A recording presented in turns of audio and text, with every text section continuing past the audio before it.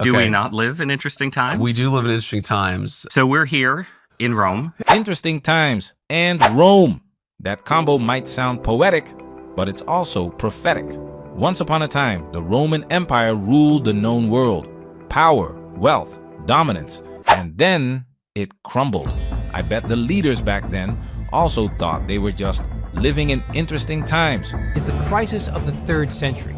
You've got revolts, you've got civil war, hyperinflation, and a string of useless emperors. Fast forward to today. Our society is facing a quieter collapse. Not on the battlefield, but in bedrooms, phones, and empty cribs. In an eye-opening interview, Vice President J.D. Vance shares what he's really worried about. And it's not inflation, not China, not even AI taking jobs. It's something deeper. Now it's time for us to get into this and do what we gotta do. Because we many.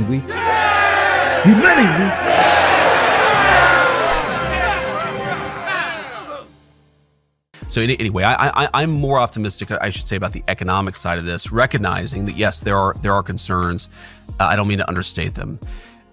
Where I really worry about this is in pretty much everything non-economic. I think the way that people engage with one another, I mean, the trend that I am most worried about, there are a lot of them. And I actually, well, I don't want to give too many details, but I talked to the Holy Father about this today. If you look at basic dating behavior among young people, and I think a lot of this is the dating apps are probably more destructive than we fully appreciate. I think part of it is technology has just, for some reason, made it harder for young men and young women to sort of communicate with each other in the same way. Our young men and women just aren't dating. And if they're not dating, they're not getting married, they're not starting families. There's a level of isolation, I think, mediated through technology, that technology can kind of, be a bit of a salve. It can be a bit of a Band-Aid, maybe make you feel less lonely even when you are lonely. But this is where I think AI could be profoundly dark and negative. I don't think it'll mean 3 million truck drivers are out of a job. I certainly hope it doesn't mean that. But what I do really worry is, does it mean that there are millions of American teenagers who are talking to chatbots who don't have their best interests at heart? Or even if they do have their best interests at heart, they start to develop a relationship. They start to expect that a chatbot that's trying to sort of give you a dopamine rush, that compared to a chatbot, a normal human interaction is not going to be as satisfying, because human beings have wants and needs, right? And I think that's one of the great things about marriage in particular, is you have this other person and you just have to kind of figure it out together, right? But if the other person is a chatbot who's just trying to hook you to spend as much time on it, that's the sort of stuff that I really worry about with AI. Exactly, Mr. Vice President. We can't seem to figure it out together, even with all this technology, access, and supposed progress. Why? Because marriage has no inherent value, only what society pours into it. And right now, we're pouring nothing. J.D. Vance wasn't just in Rome to talk politics. He met with the Pope. Once upon a time, marriage wasn't about romance or aesthetics.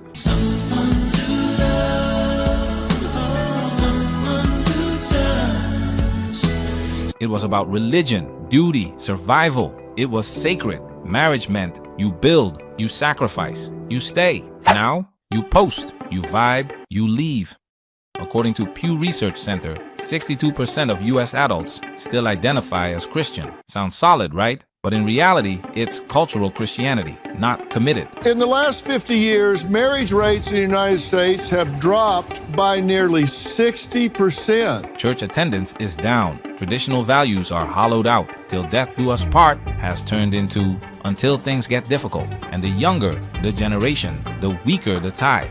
Is marriage dead? I recently bought a house. I'm 24, I'm single. And so I don't think that marriage is essential for me. Trying to find someone to make that commitment to is overwhelming, and I'm not sure if I want to get married. I mean, just to pause there, one of the most, I would say, hardcore critical of illegal immigration think tanks, when I looked into this, had its estimate, I think, in the 10 to 12 million range, right? So they did, and I think they're undercounting it, because I think they're counting the people that we were aware of. I don't think they were counting that estimate unknown gotaways. They weren't counting certain classes of asylum seekers, of TPS seekers. So they were answering a question as honestly as they could. But I think if you look at the grand scheme of it, it's higher. But look, whether it's 12 million or whether it's 20 million, it's a lot. It's a lot, and it's only growing because America's immigration crisis isn't just about the border. It's about the birth rate. The U.S. fertility rate is now 1.66, far below the 2.1 needed to sustain the population. Not enough babies, not enough workers, not enough soldiers, eventually, not enough America. So whether you support immigration or not, it's not optional anymore. It's a demographic patch job. But what happens when you rely too heavily on outsiders to keep your empire alive? History already answered that. And you don't need to look far to see it happening. Take truck drivers. You ever get stuck in your truck, parked for hours, waiting on a load that never comes? Meanwhile, all the mega carriers are telling the world that there is a driver shortage? If you've been out here long enough, you know that's not the truth. It's not that we don't have drivers. It's that we don't have drivers who are willing to work 24/7 in a truck without a break for pennies on the dollar. For years, we've heard there's a shortage, that America doesn't have enough drivers to keep the supply chain moving. But the truth? We don't have a shortage of people with commercial licenses. We have a shortage of people willing to do the job because the job is broken. Low pay, brutal hours, constant turnover. It's not a worker shortage. It's a retention crisis. There are now 7 million able-bodied males between 25 and 40 years old that are able to work and are not even looking for work. So what happens next? Immigration becomes the answer. Again. That technology can kind of, be a bit of a salve. It can be a bit of a band-aid, maybe make you feel less lonely even when you are lonely. But this is where I think AI could be profoundly dark and negative. I don't think it'll mean 3 million truck drivers are out of a job. I certainly hope it doesn't mean that. If American citizens won't fill the roles that keep the economy running, where do you think the manpower is going to come from? It's already coming from elsewhere. And now, new rules from the Department of Transportation may push even more foreign-born drivers off the road for not meeting English language standards. With 72% of all U.S. freight moved by trucks, the stakes aren't just economic, they're existential. No men, no manpower. No manpower, no productivity. And the system breaks. From this point, the western half slowly began to fracture. First losing Britannia in 410, and then being reduced piece by piece to just the Italian peninsula and a few neighboring regions. Rome didn't fall overnight. It fell because it outsourced its strength. Foreign labor, foreign soldiers, foreign values. The Roman identity blurred, then disappeared. Sound familiar? The real issue here is not trade with Australia. It's not even trade with the EU. It is trade with China. And for national security reasons, the United States must end its dependence on Chinese manufacturing. We can't run our military as things stand right now without goods from China. We can't. China is producing our pharmaceuticals for us. They could cut them off, at any time. And this isn't just an American problem. Look at South Korea. Lowest birth rate in the world. So low, the government now runs matchmaking events to convince people to date and marry, but it's not working. These young South Koreans are on a mass blind date. 100 men and women are here hoping to find love with the help of the government. South Korea will collapse. Yep, you heard that right.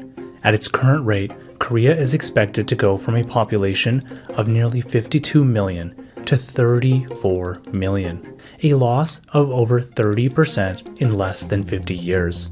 Over that period, Korea will lose 50% of its workforce and have a median age of 60. In 2018, radical feminist movement 4B emerged in response to societal misogyny. Some of its supporters don't wish to show their faces. What does 4B, the four no's, stand for? No sex, no dating, no marriage, no childbirth. It is written like sex strike, but it's not 100% about it. So 4B thing is very Korean, feministic lifestyle, and it is irreversible. We cannot be taken back again. Radical Feminism, career first culture, and a collapse in trust between men and women have destroyed the desire to build families. And when a nation stops building families, it starts building decline. J.D. Vance sees it. He's not just talking about immigration, he's talking about replacement, not just of people, but of values, of identity, of culture. So let me say very simply, I want more babies in the United States of America. And here's the part no one in power will say out loud. We've already crossed the point of no return. The elites, the corporations, the political class, they aren't investing in families. They aren't promoting healthy relationships. They aren't encouraging men and women to build the next generation. Why? Because they don't need strong families. They need consumers. They don't want citizens. They want workers and voters who are easy to replace and easier to control. They push an ethnicist agenda that tears the family apart. They tell women that men are disposable. They tell women that wanting a husband and kids is oppressive or outdated. They tell men that fatherhood is weakness and masculinity is toxic. And when society collapses from within, they import the solution: more people from anywhere at any cost. This isn't about love. It's not about justice.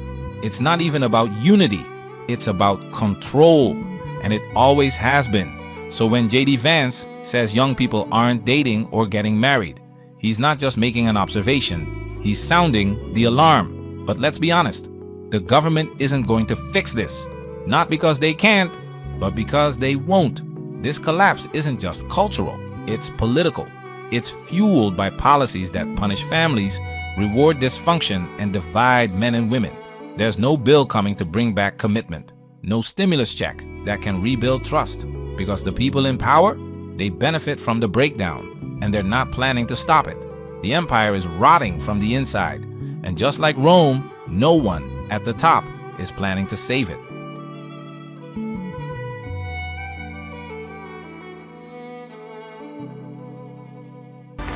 Management, we working. Protect yourself at all times. This video has officially been highlighted.